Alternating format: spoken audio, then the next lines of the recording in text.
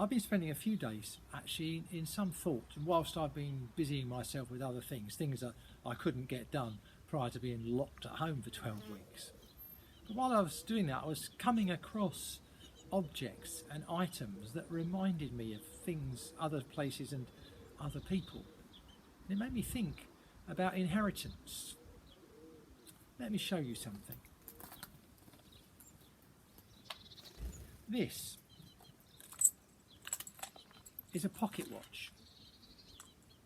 Don't worry, I'm not going to hypnotise you. It's a solid silver pocket watch, hallmark for Chester. It winds with a winder that you have to insert into the watch. It's that old. It was made in the year 1882. 1882 was not only the year this watch was made and hallmarked in Chester, it was also the year that my grandfather was born, and also the year that Tottenham Hotspur Football Club, the finest club in England according to Sir Jimmy of Greaves, which was also founded. The two events were not, sadly, linked, otherwise I might be a very wealthy man by now. This watch, I wish I could say it belonged to my grandfather, and that it had been handed down from grandfather to son to son. But that's not in fact the case. Apart from anything else, primogeniture would say that had this been my grandfather's watch, it would have gone to my uncle, now deceased, who never had any children, and then would have passed either to one of my cousins in the Midlands, or my brother, in fact, who's older than me. There's no way this watch, had it been my grandfather's, would have ended up with me. But it's ended up with me because my wife bought it as a wedding anniversary present last year. The year being significant, 40 years, and the year of this watch being significant, 1882, my grandfather's birth and the founding of Tottenham Hotspur. So this watch is 138 years old. I have to tell you, it's in almost pristine condition. And to tell you also that provided you keep it wound with the winder, which I try to do, it still keeps absolutely to the second perfect time. It's not quartz, it's not an atomic clock, it's not satellite. It's old-fashioned, magnificent craftsmanship, 138 years old. And I will treasure it for the rest of my life, and no doubt pass it on to one or all three of my children. Who they decide who has it, that's up to them. I won't be here to worry about it.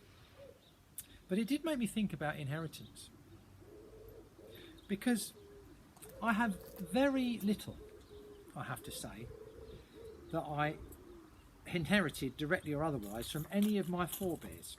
I don't come from a wealthy family at all. I have very little either to keep or to pass on. But those things I have are, I guess, significant.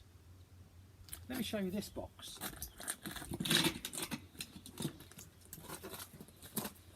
Now this is a plain wooden box, quite heavy, quite battered, and full of stuff, as you can see. It's never been polished, it's never been varnished, it's got paint that's dripped on the top of it at some stage by the looks of it, and the lock is either broken or the key's gone missing. It has two nameplates, one on the side and one on the front in brass. And the one on the side is significant because it bears the name H for Henry Jenkins. Henry Jenkins was my grandfather.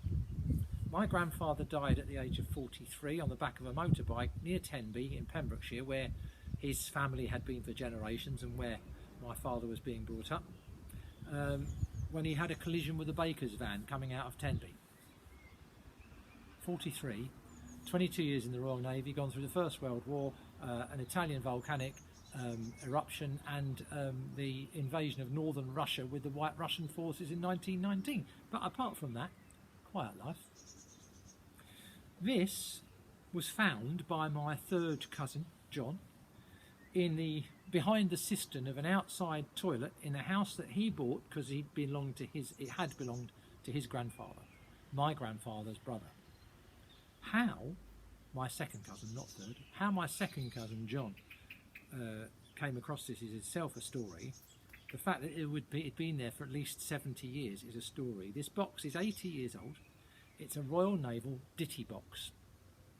And when it was found, it was full of memorabilia of my grandfather, including his own wallet. I can tell it's a Jenkins wallet because it was empty. But it also had his brother's address as an address label on the inside to remind him of where one of his brothers lived in Australia. Hello, any descendants of Robert George Jenkins. And not only his wallet, but letters to my grandmother, or from my grandmother, I should say, and a photograph on a glass plate of my father as a baby. There are other things in there as well of quite interest. But the point is, it's ordinary. It's nothing special. Historically, it has some significance, as I was assured by the Antiques Roadshow. But in fact, it's got no inherent value, unlike the watch, which sadly I didn't inherit. But it's all I have of my grandfather's, whom I never knew. And then there's this. This is from the other side of the family. And it's been sitting behind me this whole time, and you've probably never even noticed it. This is a walking stick. A homemade walking stick. I think it's blackthorn. Some expert will no doubt tell me, but I think it's blackthorn, with a very rough handle, as you can see. I'll put that in the camera. Now, I've known this all my life. It belonged to my mother's father, my grandfather, my maternal grandfather, William Cooper, who died 1 week after my parents married 71 years ago today. So in 7 days' time, it'll be the 71st anniversary of my grandfather's death, or thereabouts. Of course, I never knew my grandfather on my mother's side either. But my mother kept this. It was her father's walking stick, and I knew it all my childhood. And I knew it because I always thought that handle looked a bit like a seahorse head, doesn't it? But actually, as an adult, I know it's got more significance because actually it's been worn smooth by my grandfather's hand. So now, as an adult, I can gauge the height of the grandfather I never knew. I can feel his hand where my hand is. I can feel where his hand was. So whilst the watch is beautiful and says much about craftsmanship and care and love and maintenance, and whilst the box is plain, ordinary and ugly, it is precious. And this old blackthorn walking stick, precious also, but only to us, my family. Why? Because it bears the imprint of my grandfather.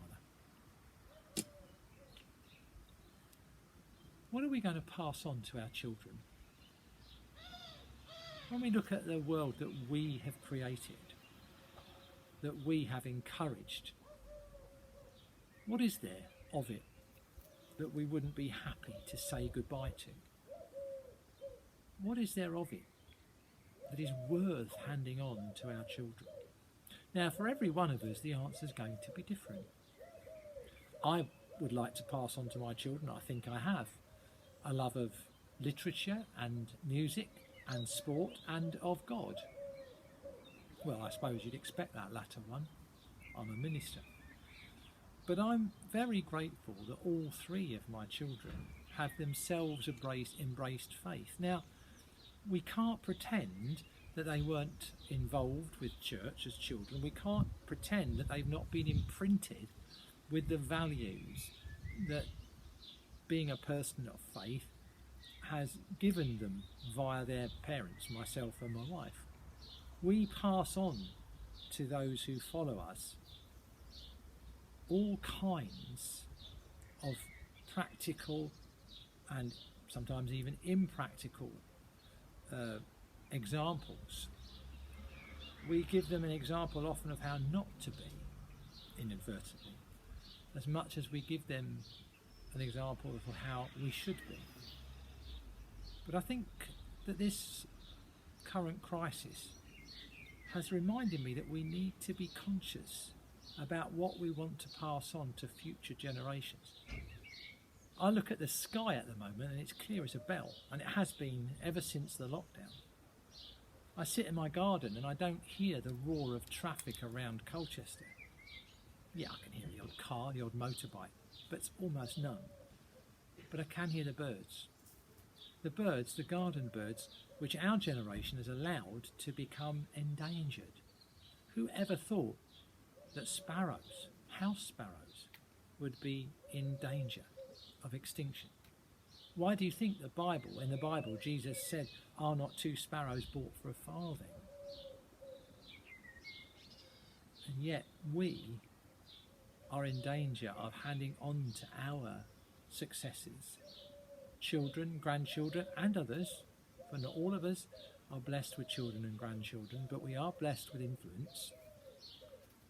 We're in danger of handing on to those next generations the worst of ourselves, the least of ourselves. We're in danger of handing down to them not some precious artifact that still works perfectly 100 years later, not some precious artifact that survived being hidden behind the cistern of an old outside toilet in Pembrokeshire for 70 odd years and containing precious memories. We're in danger of handing down not the imprint of a rough working man's hand on a walking stick, which shows us who he was. We're in danger of passing on detritus. We're in danger of passing on what needs to be discarded, what need not be maintained, what we ought to be abandoning. I think we have an opportunity not only to reset the life of the church, as I said a week or so ago, but to reset the life of our whole society, to rediscover and discover anew what's truly precious, what's truly worthwhile, what will truly last, that will enhance and enrich the cultural and spiritual lives of generations yet to come. Maybe they won't be contained in boxes. Maybe those things won't be objects at all, but attitudes and principles and morals. Maybe that's our children's inheritance from us.